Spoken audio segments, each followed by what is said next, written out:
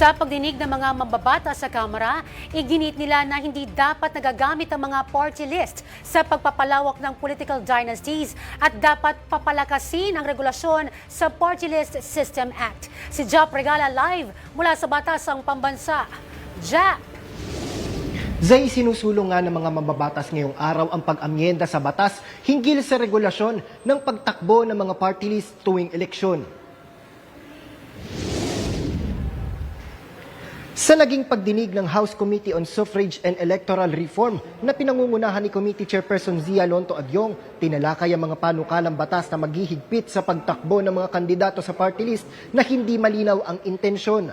Layon nitong tiyaking ang mga party list seats ay mapunta lamang sa mga tunay na kumakatawan sa mga marginalized at underrepresented sectors. Ayon kay Gabriela Party List Representative Sara Elago, napapanahon ng amyendahan ang Party List System Act na dapat ma-disqualify bilang nominees ang mga galing sa mga political dynasties, mga contractors, mga kasalukuyang nakaupo sa ibang posisyon sa ating pamahalaan. Masigpitan din natin ang registration ng mga party list upang matiyak na lehitimo at tunay na nagsusulong ng karapatan at interes ng mga marginalized at underrepresented sectors ang mga nais na tumakbo sa party list system. Dapat nang amyendahan ang Party List System Act. Sa ilalim ng mga panukala, hindi maaaring maging party list nominee ang mga malapit na kamag-anak ng mga nakaupo sa gobyerno, mga government contractor at iba pang nag-uugnay dito. Dito, mas mahigpit din ang pagpaparehistro at magkakaroon din nila ng public hearing sa COMELEC para masiguro na tunay na kumakatawan sa mga sektor ang mga party list group. Ipinagbabawal din ng panukala ang paggamit ng mga pangalan o acronym ng mga ahensya ng gobyerno, programa, public figures at mga sikat na programa sa telebisyon. Magkakaroon din ng parusa sa mga party list na hindi tunay na kakatawan sa kanilang sektor. Ayon kay Akbayan Party List Representative Percy Sendanya, dapat maging tunay na tinig ng mga marginalized sector ang party lists at hindi gamitin ng mga politiko at political dynasties para palakasin ang kapangyarihan. This isn't the same party list system that people fought, passed, and voted for in 1998.